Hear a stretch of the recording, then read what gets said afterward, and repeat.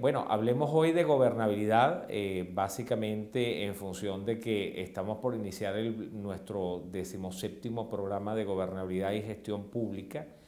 Y la idea fundamentalmente es introducir a nuestros estudiantes en lo que significa la gobernabilidad propiamente. La gobernabilidad es un concepto no reciente en política, pero un concepto a veces poco entendido y poco frecuente en los programas que se dictan en Venezuela. Y básicamente es hablar de la viabilidad política de cualquier decisión que se toma a nivel de un gobierno. En un gobierno, cuando se toma una decisión, obviamente todo lo que es la fortaleza técnica de una decisión, el basamento técnico de una decisión es fundamental.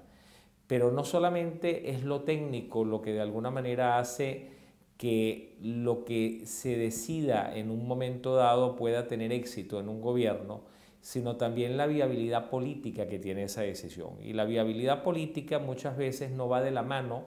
con la sustentabilidad técnica de una decisión. Muchas veces podemos estar planteando el mejor plan en lo económico o podemos estar planteando un extraordinario proyecto en lo social, pero resulta que el hecho de que no le hayamos construido una base de apoyo político, que no se haya vendido adecuadamente los beneficios de ese programa, terminan haciendo muchas veces que buenas ideas, que buenos proyectos, que buenas políticas terminen colapsando en un momento determinado. Entonces, básicamente, cuando estamos hablando de gobernabilidad, estamos hablando justamente de la viabilidad política que se le puede dar a una decisión, a una política, a un proyecto en un momento determinado. Y esa cualidad, lo que es la gobernabilidad, fundamentalmente es una cualidad del sistema, a diferencia de lo que se conoce como la gobernanza. Cuando nosotros hablamos fundamentalmente de gobernanza, estamos hablando de capacidad estatal, estamos hablando fundamentalmente de la capacidad que tiene la maquinaria estatal para poder llevar adelante y ejecutar ciertas decisiones, lo cual obviamente es una característica, es una condición que depende única y exclusivamente del aparato estatal. Pero cuando nosotros hablamos de gobernabilidad, básicamente estamos hablando de una condición del sistema porque involucra tanto al gobernante, tanto al actor que de alguna manera tiene la responsabilidad de tomar las decisiones o de ejecutar las decisiones, pero también estamos hablando de los gobernados. Y justamente esa gobernabilidad se construye en la relación entre gobernantes y gobernados. Y allí es fundamental, por supuesto, la buena comunicación que se hace de un proyecto en un momento dado o de una política en un momento dado, la forma en que se busca darle sostén político a esa medida, a esa política o a ese proyecto en un momento determinado, cómo se manejan las negociaciones entre gobierno y gobernados para poder implementar estas políticas y cómo se construye de alguna manera esa base de legitimidad para una decisión que se toma en un momento determinado. Obviamente aquí el tema de la legitimidad del gobernante juega un papel esencial. Es muy difícil construir gobernabilidad desde un gobernante que no tiene legitimidad. Obviamente la credibilidad, la aceptación que tenga quien toma la decisión en un momento determinado es un elemento clave, pero también es un elemento clave que ese decisor que tiene alta legitimidad y que posiblemente tiene todas las condiciones para ser exitoso en la implementación de esa política, también tenga una comunicación adecuada con sus gobernados y que entienda de manera muy detallada, de manera muy precisa, cómo funciona esa sociedad o esa comunidad ante la cual él quiere tomar esta decisión y donde él quiere implementar esta decisión. Y obviamente allí el reconocimiento de redes, de grupos de intereses, de liderazgos que en un momento dado pueden aspirar a estar en la posición que el decisor está en ese momento determinado,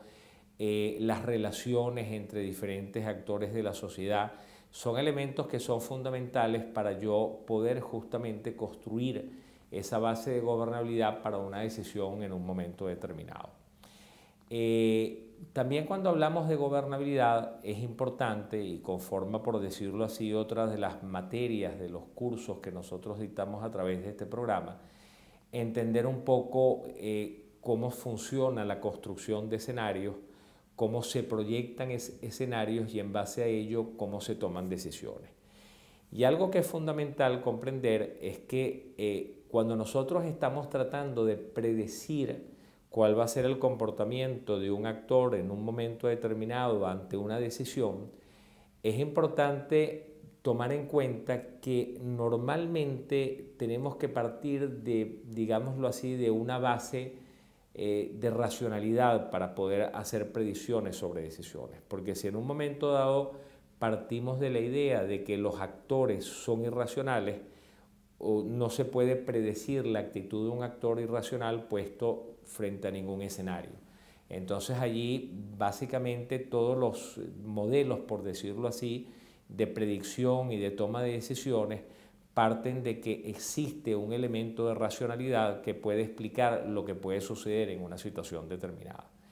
Allí valdría la pena destacar básicamente tres sistemas o tres modelos de toma de decisiones. El más conocido, quizás el más difundido, que está muy vinculado, por ejemplo, a la teoría de juegos, es lo que se conoce como el modelo de actor racional, RAM por sus siglas en inglés, ¿no? Y básicamente el modelo de actor racional parte de la base de que el actor que está tomando una decisión en un momento determinado lo hace teniendo enfrente múltiples alternativas. Y de esas alternativas el actor va a escoger aquella que de alguna manera representa una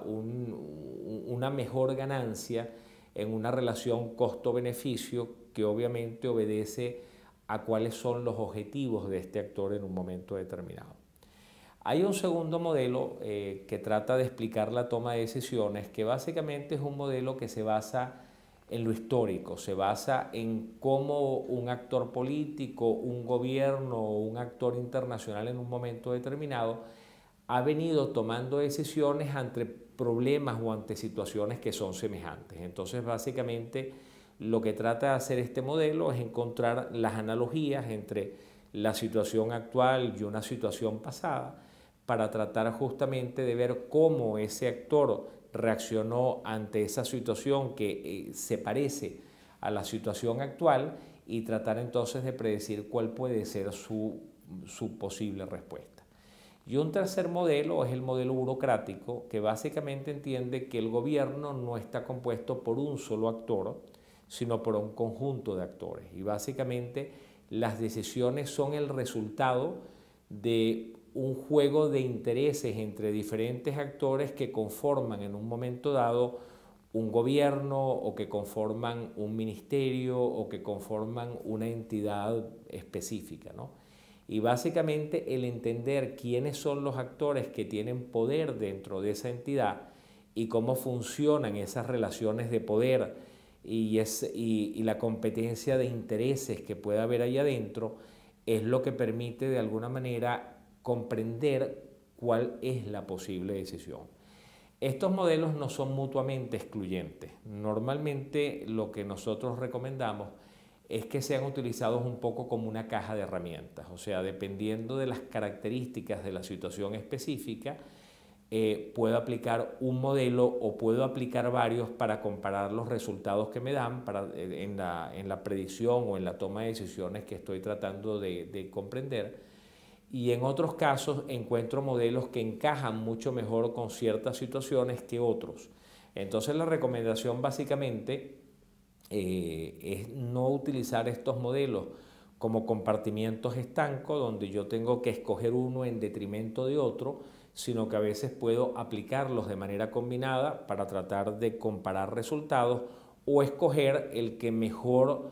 puede adaptarse a la situación específica y puede terminar explicando ese resultado. Otro elemento que es esencial para entender la toma de decisiones e incluso para proyectar escenarios es comprender qué es lo que se entiende por racionalidad. Y básicamente cuando nosotros hablamos de racionalidad, y digamos que ese es el concepto aceptado por la mayoría de la academia hoy en día, cuando hablamos de racionalidad, entendemos la racionalidad no de manera absoluta, no como una cualidad absoluta, sino como una cualidad que tiene limitaciones, como una racionalidad que tiene límites, ¿okay? Y estos límites, de alguna manera, están establecidos por tres factores fundamentales. Primero, cuáles son los objetivos que persigue el decisor. Segundo, cuáles son los niveles de información que tiene el decisor. Y tercero, cuál es la interpretación que el decisor hace de la información que tiene. En primer lugar, en relación a cuáles son los objetivos que persigue el decisor. Decisores que tienen objetivos completamente distintos pudieran tomar decisiones totalmente opuestas justamente por el hecho de tener objetivos opuestos. Entonces, el hecho de que dos decisores tomen decisiones que son opuestas no implica que uno de los actores es racional y el otro no lo es, sino lo que implica en principio es que podemos tener un actor que tiene objetivos completamente opuestos al otro y por lo tanto su actuación va a ser totalmente distinta a la del otro actor. En segundo lugar está el tema de la información. Todos sabemos que hay diferencias en la información que manejamos, hay asimetrías de información. Y obviamente alguien que tiene información incompleta no puede tomar una decisión de la misma calidad de alguien que tiene información muy completa. Entonces, evidentemente, para la toma de decisiones, algo que hay que cuidar es poder recabar la mayor cantidad de información posible y poder comprobar de alguna manera la veracidad de esa información para poder tomar las decisiones adecuadas. Actores que tienen niveles de información completamente distintos pueden terminar actuando de manera totalmente opuesta e inclusive tomando decisiones que podrían interpretarse como irracionales, pero no las podemos llamar irracionales porque obviamente obedecen a la racionalidad de un actor que tiene una información que puede estar incompleta. Digamos que la decisión puede ser equivocada, pero no pudiéramos estar hablando propiamente de una decisión que es irracional. Tomó la decisión racionalmente con los límites de información que tenía en un momento determinado. Y en tercer lugar está lo que tiene que ver con la interpretación de la información. Si estuviéramos ante el supuesto de que dos actores tienen exactamente la misma información y que hay una simetría absoluta de información, que eso obviamente es teórico, no sucede en la práctica, no sucede en la vida real, esos dos actores pudieran tomar decisiones completamente contrarias teniendo los mismos objetivos y teniendo incluso los mismos niveles de información. ¿Y por qué? Bueno, porque somos seres humanos e interpretamos la información y podemos hacer interpretaciones completamente distintas de la información que tenemos en un momento dado. Imaginémonos por un momento que dos corredores de bolsa que están suscritos a Bloomberg, que se leen el Wall Street Journal, que se leen el Financial Times y que operan en la bolsa de Nueva York, tienen básicamente los mismos niveles de información. Pero pudiera pasar que ante el lanzamiento de un nuevo producto por una de las grandes empresas que cotiza en la bolsa norteamericana,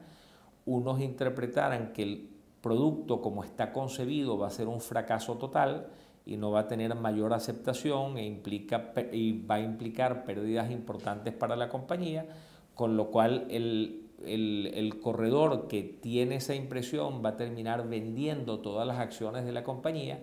mientras que el otro corredor que piensa que el producto es acertado, que va a ser un éxito en el mercado y que va a reportar grandes ganancias a la compañía, terminará comprando todas las acciones que pueda. Entonces aquí tenemos básicamente dos actores con simetrías de información que se informan a través de los mismos medios, pero resulta que hacen interpretaciones totalmente opuestas sobre cuál va a ser el desenlace de ese lanzamiento de un nuevo producto y cuál va a ser el efecto para la compañía. Entonces esto sí pasa en la economía y hay que recordar siempre que la economía ha hecho aportes muy importantes a la política, como por ejemplo es lo que hoy conocemos como el comportamiento económico, o sea, lo que tiene que ver con todo el estudio que se conoce como Behavioral Economics en inglés. Básicamente trata de estudiar la racionalidad de las decisiones y es una, digamos que es una disciplina que hoy en día tiene una aplicación extraordinaria en la construcción de políticas públicas porque trata justamente de entender cómo los seres humanos tomamos las decisiones y cómo de alguna manera, entendiendo cómo tomamos las decisiones, podemos construir políticas públicas que sean mucho más eficientes, pero también podemos construir políticas públicas que tengan mucha mayor viabilidad, que contribuyan a la gobernabilidad de un país, porque entendemos justamente cómo razonan las personas, cómo toman decisiones las personas y cómo podemos de alguna manera responder a las expectativas que tiene la gente en un momento determinado. El programa de gobernabilidad está en este momento en su 17ª corte. Eso implica que hemos estado 17 años dictando este programa de manos de CAF, Banco de Desarrollo de América Latina.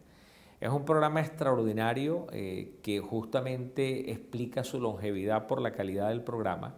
y en él se han formado concejales, diputados, gobernadores, alcaldes y otras autoridades que de alguna manera han estado activas dentro de la política nacional. Es un programa que el Centro de Estudios Políticos y de Gobierno considera uno de sus programas bandera, un programa que presentamos y ejecutamos cada año con el mayor orgullo